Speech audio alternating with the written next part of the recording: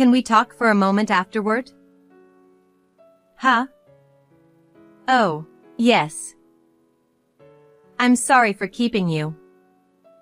Please, have a seat here. At the stepchild school event, the homeroom teacher called me over. Please divorce your husband. Huh? Oh. I'm sorry. That's not what I meant.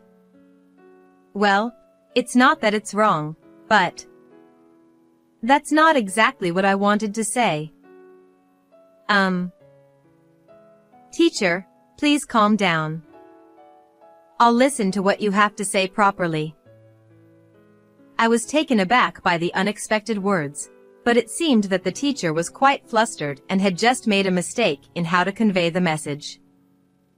I calmed the teacher down and listened to what they really wanted to say.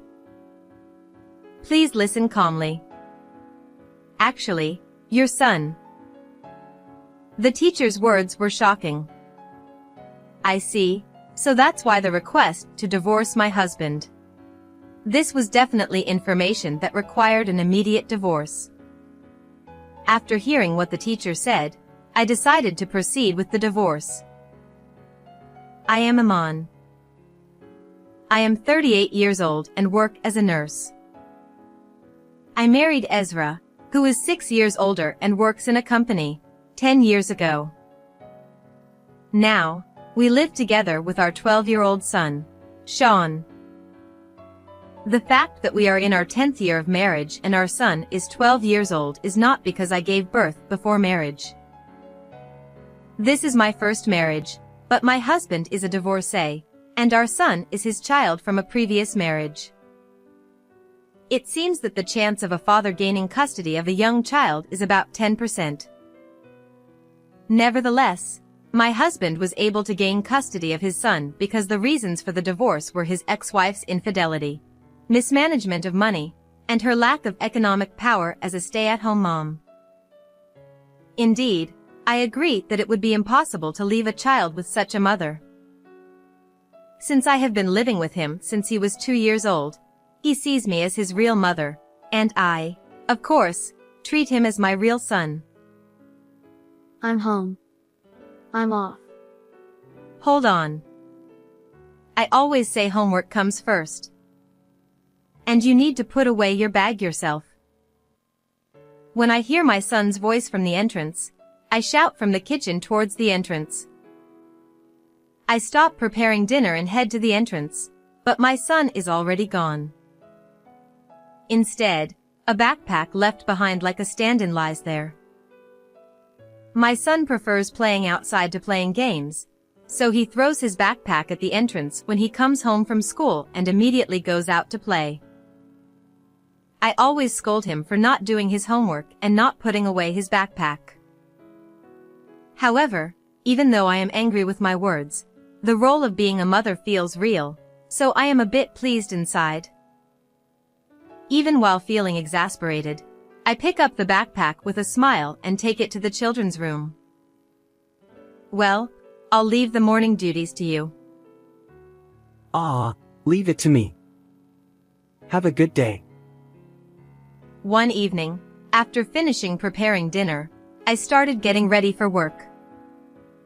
As a nurse, I have night shifts and work on weekends. I cannot return home before the next day's work and my son's school time during night shifts. Also, since I have day shifts on weekends, I am often not home on Saturdays and Sundays. However, when I am not around, my husband takes care of things at home. Life is smooth because my husband is cooperative with housework and childcare, and we have been living happily without particular troubles. But, on the 10th year of our marriage, that happy life began to come to an end. When the three of us eat dinner together, my son always tells us about the day's events. Hey, listen. Today, I saw a bird catching an insect. It swooped down from the sky and snapped it up, then flew back up immediately. Oh, that's a rare sight. It must have been quite a sight.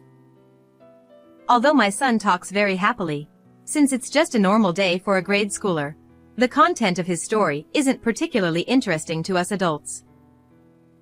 However, my husband and I listen to his story with smiles and nods as he desperately tries to convey what he saw and felt.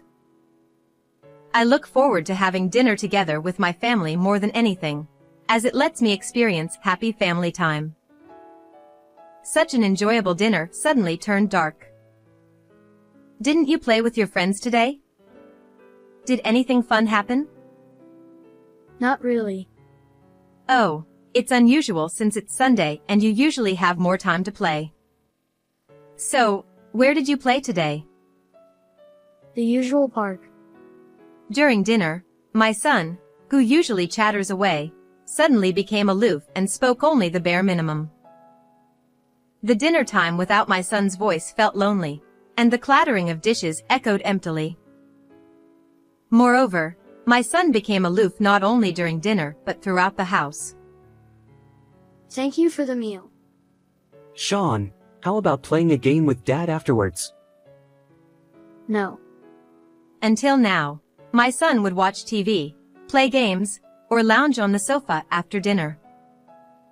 But now, he immediately retreats to his room as soon as he finishes eating. My husband and I were worried about the clearly changed behavior of our son. I wonder if something happened at school with Sean? I don't know.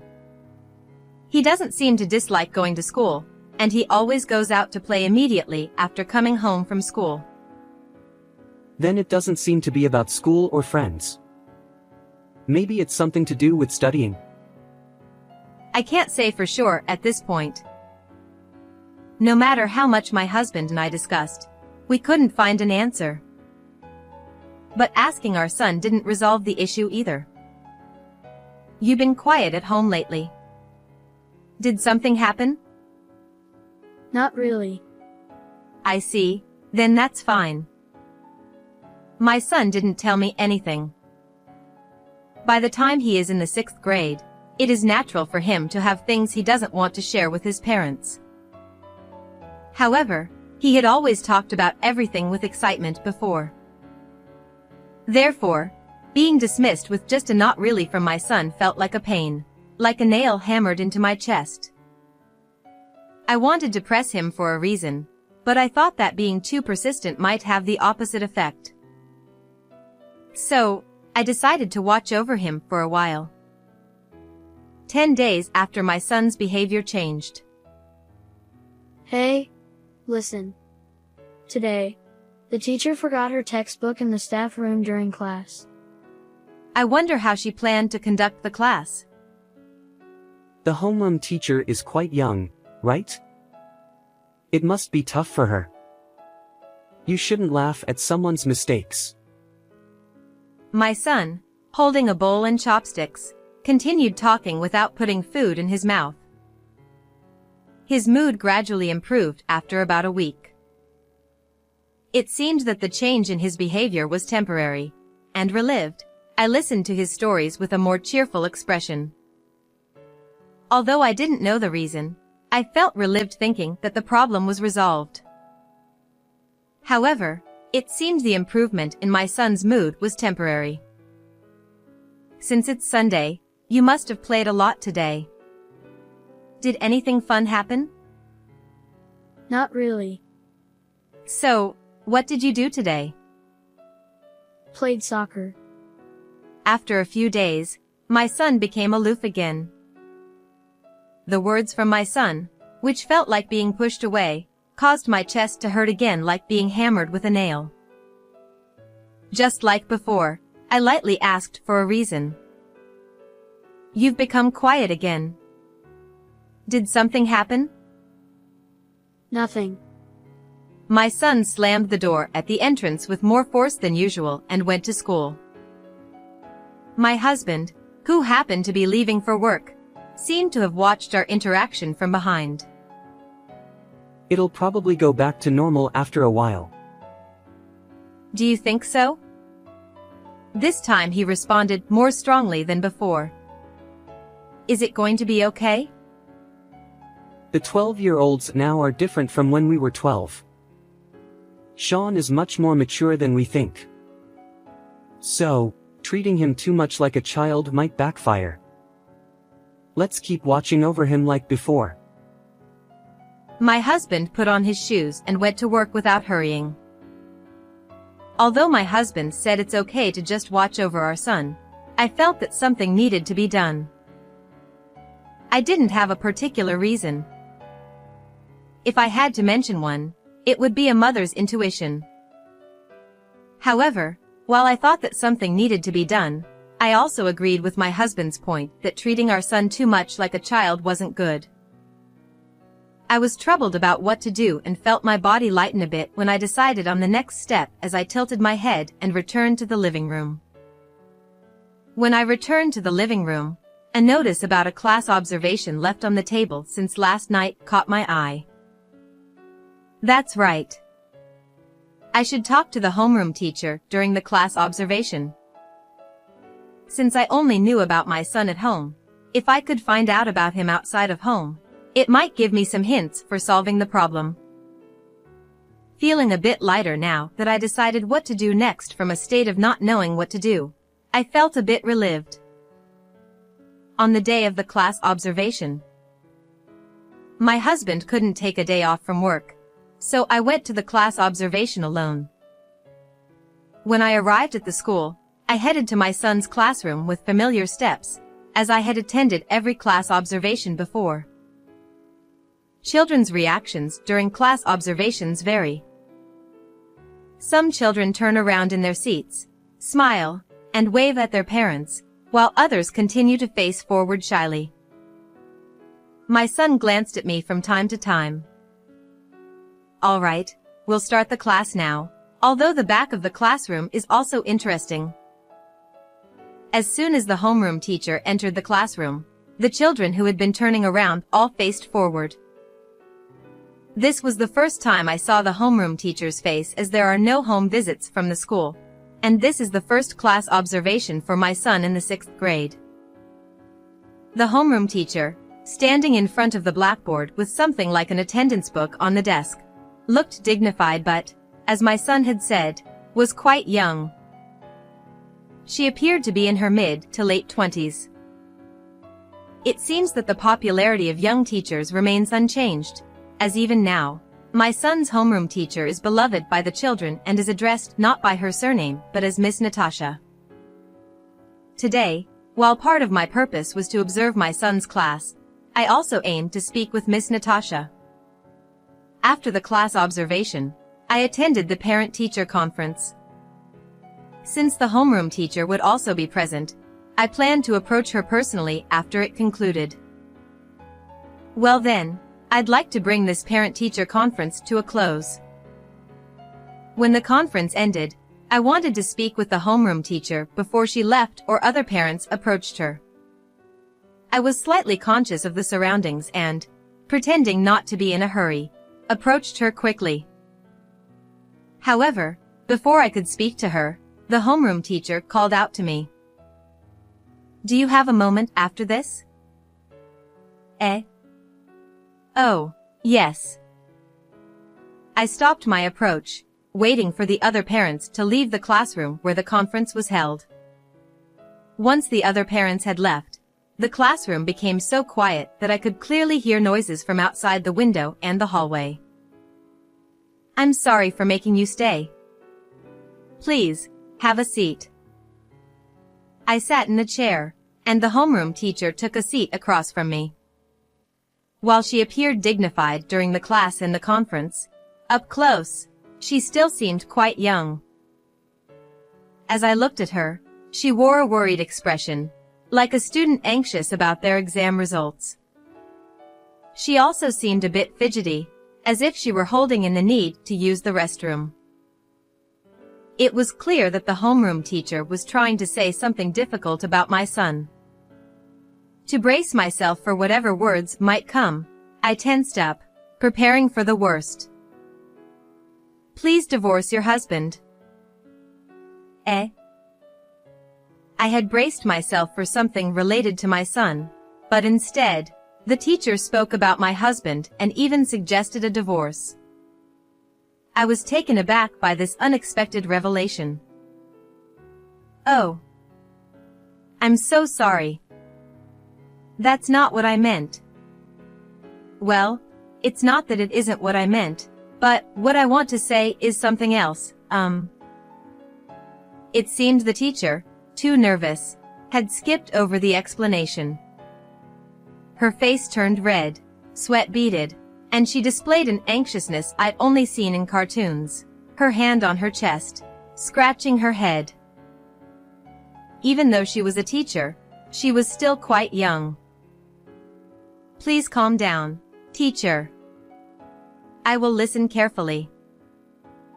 The teacher took a deep breath and tried to compose herself. It seemed that what she had to say was very difficult for her. Please listen calmly. Actually, your son, Sean. The teacher needed to calm down. Her words were so shocking that I had no space in my mind to even think of responding. I began to understand why the suggestion of divorce was linked to this. Indeed, it must have taken considerable courage for her to speak up as a teacher. Her anxiety and agitation were understandable. I thanked the teacher for her courage and resolved to divorce my husband. Before confronting my husband with the divorce, I needed evidence. Since the teacher had heard from my son, I planned to gather more detailed information from him, which might provide the clues I needed. However, given the sensitive nature of the information, it would be too emotionally taxing for my son to discuss deeply. It had already been proven that this would be too much of a burden. It can't be helped. It's honestly unpleasant, but I'll have to catch him red-handed. I decided to suppress my anger until it was time to execute my plan and continued with my daily routine as usual. What did you learn at school today? Nothing much. It can't be nothing much. Stop dragging this out and eat quickly. The dishes won't clean themselves. Sean, you went out to play again without doing your homework, didn't you? Eat quickly and do your homework. Okay. After finishing his meal quietly like a monk, Sean went straight to his room. For the past few days, I had been assisting him to stay in his room as much as possible. Although we hadn't discussed anything, it seemed Sean sensed my assistance. Consequently, only my husband remained oblivious. As you said, Sean's mood hasn't improved much. It used to be about a week, but now it's been nearly 2 weeks. Yes. But it wasn't your idea? Sean is more mature than we think, so let's not treat him like a child. I agree, and let's observe a little longer. Is that really okay? My husband looked troubled, questioning whether our approach to Sean was truly correct. However, I wanted him to continue observing Sean as he was. In fact, I preferred him not to change his approach. As I washed the dishes, I silently wished for nothing to change, sending my unnoticeable intentions towards my husband. Whether my intentions reached him or not, the days passed without any change in my husband's behavior. Well then, I'm heading to work. Isn't today a day off after the night shift? There was someone at work who wanted to see the children's club match, so I swapped shifts. Since it's a daytime shift, I should be back around 7 p.m. as usual. Oh, and since it's Sunday, please take care of Sean's lunch. He'll probably eat and then go play, so feed him early. Got it. Eager to leave the house, I quickly put on my shoes and left. Although I told my husband I was going to work, it was a lie. I stopped after turning the first corner, hid, and kept watch on the house. I had packed bread and water in my bag to endure a long wait. Observing the house, I felt like a detective on a stakeout. About 4 hours into the stakeout, Sean came out of the house and ran energetically in the opposite direction from where I was. Now the real stakeout began. Although I didn't need to watch until Sean left, I had to keep an eye out for any irregularities like Sean leaving early or my husband going out. So I stayed vigilant. Having spent 4 hours already, I thought it might be tough, but my obsession made the wait bearable. 1 hour after Sean left, the situation finally began to shift. A young, attractive woman appeared from the direction Sean had gone. She looked younger than me, perhaps just over 30. When she arrived in front of our house, she entered without ringing the doorbell. How lucky to hit the jackpot on the first day. I had been waiting for this woman to come to our house. I had an idea of when she would arrive, but it wasn't guaranteed. Thus, I had prepared to stake out for as many days as needed until she arrived. Fortunately, it seemed I had drawn the lucky card on the first day. Confirming the woman had entered, I approached the house quickly, even though I didn't need to crouch down. The bedroom window visible from the right upper corner of the front door was the couple's bedroom. Once I heard a sound from inside, it would be my signal to enter. I closed my eyes as if meditating, focusing on the bedroom window to catch any faint sounds. After about 10 minutes, I heard a small door slam from the bedroom. It was strange how I felt I could hear voices clearly despite the distance, now that I was certain someone was inside. Already? If you don't hurry, the child might come back. Hearing what seemed like this conversation, I decided to enter the house. I quietly opened the front door, trying to make as little noise as possible, and slowly set down my bag, quietly removing my shoes. Once inside, I headed straight for the second floor. The stairs creaked slightly underfoot. Though not loud enough for my husband to hear, the small sounds were disturbing to me. Once on the second floor, I knew that even slight sounds might be noticed, so I carefully advanced on tiptoe to the bedroom door. Upon reaching the door, I listened again. Inside, I heard voices that I didn't want to hear. Disgusting. I wanted to avoid this method, but, well, it can't be helped. I placed my hand on the bedroom door, deliberately clearing my mind to let emotions take over. Hey! What are you doing? I flung open the bedroom door with such force that it almost broke. My husband, startled, jumped out of bed, and the woman quickly covered herself with the blanket. Why are you here? Looking at the bed where my husband and the woman were, I saw their clothes scattered on the floor. I stomped loudly towards their clothes, deliberately making noise to vent my frustration. What are you planning to do? Without saying a word, I gathered the clothes, opened the window, and threw them outside. With this, the two couldn't escape and would have to listen to me. Both of you, sit on the bed. Unable to escape, the two complied with my instructions, sitting on the bed in their nakedness, which was quite humiliating. Why are you here? Wasn't it supposed to be work? It's a lie. I thought if no one was home, a woman would come to the house. How did you know that? It's because Sean saw what you were doing. Huh? What do you mean? The son's behavior changed because he witnessed his father's affair. The father had invited his mistress to the house on a Sunday when I was away for work all day, and the son was out playing until evening. However, because his friend couldn't come over due to family reasons, the son came home early one evening. At that time, he encountered the affair, didn't know what to do, and left the house again without letting his father notice.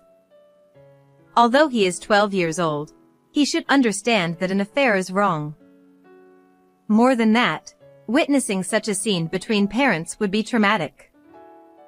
As a result, while he behaved normally at school or with friends, he became unsure of how to act at home and started isolating himself in his room when his father was present. It's more accurate to say he couldn't say anything rather than he didn't tell me. Since even I felt sickened by it, the shock for him must have been significant. Don't lie. He's had times when he seemed fine, right? If he knew about us, he wouldn't be fine. It seems he trusted you and checked on the following Sunday. The son apparently didn't want to believe his father was having an affair. Therefore, the following Sunday, he pretended to go out to play and came home early. Since the affair didn't occur that day, he decided it was just a misunderstanding or a one-time thing and tried to forget about it. However, to be sure, he checked the following Sunday as well, and the affair did take place. The son, having witnessed his father's affair again, changed his attitude at home once more. How do you know so much? Sean didn't say anything, did he? Yes, he didn't say anything to me. I couldn't ask Sean for details about such things. Then how do you know so much? It's strange. Sean couldn't tell me, but he talked to his homeroom teacher. Huh? The son, having witnessed his father's affair twice and not knowing what to do, consulted his homeroom teacher. The teacher was young and popular, well liked by the children. The teacher was someone the son could talk to easily and rely on. When the son consulted the teacher conveyed what the son had said to me during a parent-teacher conference. As a teacher, I can't delve too deeply into personal matters. Therefore, I will only convey what Sean has shared and the issues he is facing. The teacher prefaced the conversation by indicating that as a teacher, they couldn't go into too much detail or identify the third party involved in the affair. However, the teacher spoke in a way that hinted at the gray areas. Please listen calmly. Actually, your son, Sean, said that his father was bringing an unknown woman into the house. Bringing unknown people into the house is a problem, isn't it? Yes, it seems he often calls women over on Sundays, and Sean was scared of the presence of unfamiliar adults and didn't let them into the house. That must have been frightening for him. The teacher avoided direct expressions like your husband is having an affair or please divorce for Sean's sake and instead indirectly conveyed that the affair was happening and that Sean had witnessed it. At first, in my panic, I asked for a divorce, but after regaining my composure, the teacher handled the situation appropriately. Reflecting later, it's possible that the initial request for a divorce was part of the teacher's strategy to make the indirect expressions more understandable. Having received sufficient information from the teacher, I no longer needed to ask the son about his father's affair and was able to come up with a plan to stake out the house on Sundays. Since the affair was witnessed, we don't need any more evidence, right? Will you sign the divorce papers right now? Huh? Divorce? Of course. There's no way I can continue with someone who brings women into the house. You be quiet. Ignoring the mistress, dealing with the husband was the priority. I thrust the prepared divorce papers at him and had him fill out the necessary parts while still in his underwear. I asked him something that had been on my mind. You were divorced from your previous wife because she had an affair, right? You should know how horrible an affair is. So why did you have an affair? Well, there were times when you and Sean weren't home, and I met someone I felt good about. So, even though he had suffered from being cheated on, he couldn't resist his desires. I don't think all men are unfaithful, but is this how men are? At the very least, it seems the husband was a terrible man. glancing at the mistress. She was glaring at the husband with a frightening expression, like a fierce deity. It was clear she had things she wanted to say, but she was holding back, fearing that speaking up would make me yell at her again. Her hands, placed on her knees in a sitting posture, were clenched into fists and trembling. "Have you written it? Then I'll hold on to this. We can discuss the details another time." Details? You can't just submit this piece of paper and say, "Okay, divorce." There are discussions needed for things like alimony, property division, and custody, right? I had my husband fill out the divorce papers, but I couldn't submit them immediately. Even so, having him fill out the papers was to keep evidence that he also intended to divorce, just in case. That's right. Discussions are necessary. Ha! Custody? What's that about? There's no way I can leave Sean with you. Sean is my child too, you know. He's also my child right now. I plan to leave things to the lawyer from here on, so please be prepared for that. I'm leaving the house now and won't be back until evening. So can you and Sean move out before I return? Why should we move out? We should discuss that too, shouldn't we? What about Sean? I can't keep him with you. Or should I tell him to stay outside somewhere? Well, I see. All right. I'll move out. I decided to leave the two of them behind for now. As I was putting on my shoes at the entrance, I heard shouting from the second floor. What's going on? Why do I have to go through this? I don't know what she discussed with my husband, but I think she's equally at fault for the affair. I'll make sure to claim alimony from both my husband and his mistress, so be prepared. With a smirk on my face, I put on my shoes slowly and left the house. Having caught my husband in the act of the affair, I was able to finalize the divorce on terms that were almost exactly what I wanted. I made sure that both my husband and his mistress paid alimony, and I was awarded custody. Although I thought custody might be difficult, the reason for the divorce being the affair and the respect for my son's wishes allowed me to gain custody of him. The lawyer prepared the necessary documents for the divorce, and I could have asked the lawyer to submit them, but I wanted to submit them myself as a form of closure. After receiving the documents from the lawyer, I submitted them immediately.